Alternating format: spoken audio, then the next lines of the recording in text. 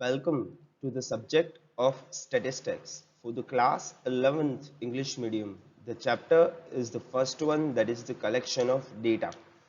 In the last tutorial, that was the first one for this chapter, we studied about the origin and the growth of the statistics. That was basically the history of statistics. In today's video, we will move forward to some basic terminologies of the statistics which you should know before moving forward. The population. Population is basically all the units under survey. Sample is some units selected from the population. Now let me elaborate it perfectly. As you can see in this image, there are 10 people. So if I talk about just this image, the population will be all the 10 people in that image. Basically means all the units under survey. If I take another example, if we are talking about the population of India, then each and every living person in India is a part of India's population. So in short, population is all the units under survey. If I'm just surveying Valsad, or I'm just surveying Surat, or suppose I am surveying Gujarat, then the Gujarat's population is near about 6 crore. So all the people of Gujarat are the part of my population. So population basically means each and every person for which I am surveying, and the size of that population is depicted by capital N.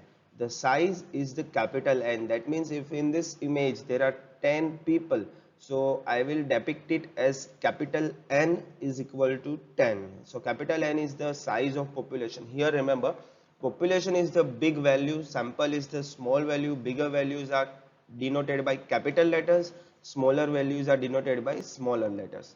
Now from this population, I will select a particular characteristic to take a sample. So right now I am assuming that each and every person with a shade of blue color, once again each and every person with a shade of blue color, I will select him as my sample. As you can see here, I have circled those people with the shade of a blue color. There are 4 people, light blue, blue, dark blue, navy blue. There are 4 people here. So my sample here is of 4 people. Out of 10 people of the population, I have selected by certain method 4 people out of them, so that 4 people become my sample, and the 4 is my sample size, that is small n. So sample size is depicted by small n, and small n here is 4. You can select any way you want. You can select a shade of red, you can select a shade of black, you can select by height, you can select by row, first row, second row, third row, you can select by column. There could be anything with which you can select a sample, but population are the total of all the units, while sample is the sum units selected from that population. Now whenever we are talking about a unit, we have to talk about a variable. A variable is a certain kind of a characteristic which we survey in the unit. For example, I am surveying the students of a certain class. What I am surveying? Their heights, their weights, their color, their skin color, or their nature. See, you see the difference here. The particular thing which we are surveying in our units, that is called the variable. By that I mean that if I am surveying the heights of the 50 students, then my variable becomes the height of those students. And that point of time, if I am not surveying the weight, then weight is not the variable here. If I am surveying the nature, then nature becomes my variable here. So you can see the variable is a particular characteristic which we survey in the population. Once again, variable is a particular characteristic which we survey in our units. That characteristic could be of 2 types. It could be numerical characteristic and it could be non-numerical characteristic. The height, the weight can be expressed in numbers, so that is a numerical characteristic, while nature and color cannot be expressed in numbers, so that's a non-numerical characteristic. So characteristic which varies from unit to unit is called a variable. Once again, characteristic which varies from unit to unit is called a variable. Now, variable are of two types, quantitative variable and qualitative variable. As I said, there are two types of variables, numerical and non-numerical. So those variables which can be expressed in numbers, for example kilograms, liters, meters, Celsius, they are called the quantitative variables.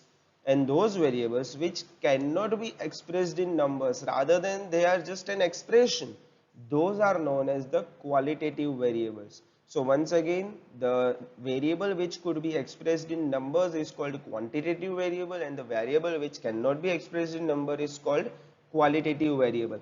And all of these units, all of this survey, the population, the sample, the variables, all of these together is known as the data. What we call it? The data. Now, this data has basically two types, that is primary data and secondary data. Primary data is a data which is collected for the very first time. That is, if I am surveying, if I am using the data, then I am the collector of this data. If I have to research a class of 50 students, then I will personally collect those data, then that becomes a primary data. While secondary data means that I have to analyze a class of students, I will use the data which has already been collected beforehand by someone else. So the data which is already collected by someone else and I am using that data is called secondary data. Now primary data has three types. Direct inquiry means that I directly go and inquire the particular person. That means either I go myself or I send some of my friends to inquire the person under the question. If I am analyzing a class, then I will personally go to the class, ask them questions, get the data. The second type is indirect inquiry. I will not go there personally. I will assign this work to someone else. Of course, the research is done for me. I am collecting the data, but I will not collect it personally. Rather, I will send a hired person, a friend, a family member, or an institution to collect the data for me. Means I am collecting data for myself, but I am not collecting it. I am telling someone else to collect it for me. So that becomes the indirect inquiry. And the third type is questionnaire. That means I just prepare a list of questions and I get those questions answered by the people, by the respondents. We call them the respondents. The people from which we collect data are known as respondents. So I just prepare a list of questions, I give them the list of questions, they will answer them, and by that I will get my data. Now questionnaire can be of two types. One by post.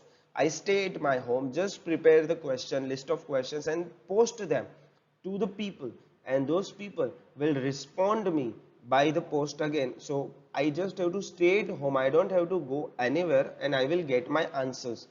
Second is by enumerator. Now enumerator is a person who collects the data. So I will send people to their homes, the respondents homes. They take a list of questions, they go to the respondents, help them fill up the list of questions and bring back the responses to me.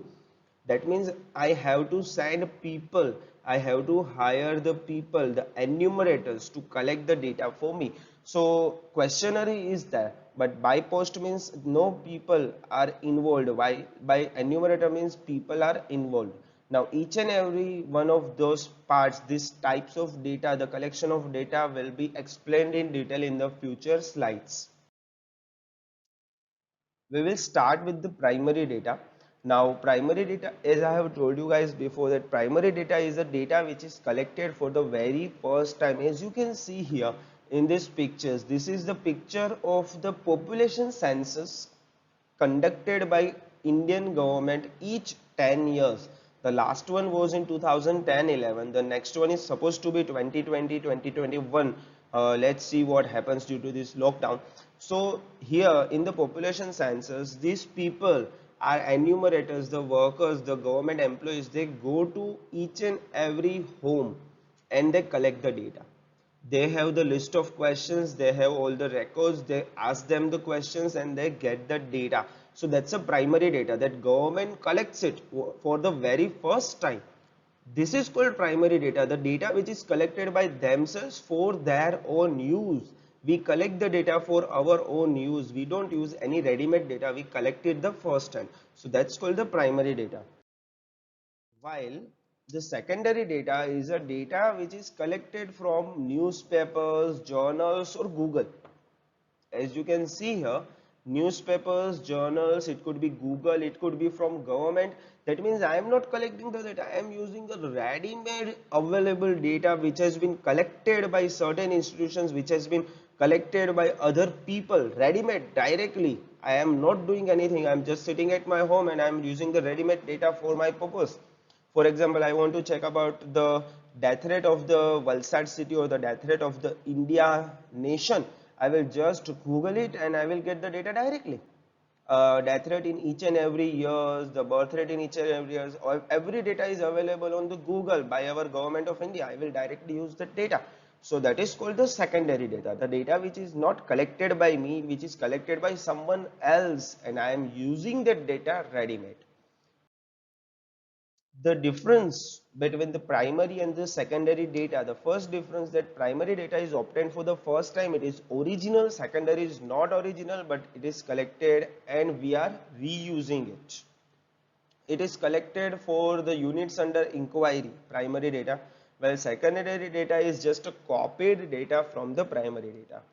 Third is primary data in the raw form. We have to arrange them, create tables, analyze them, create charts and diagram and all that. While secondary data is ready-made.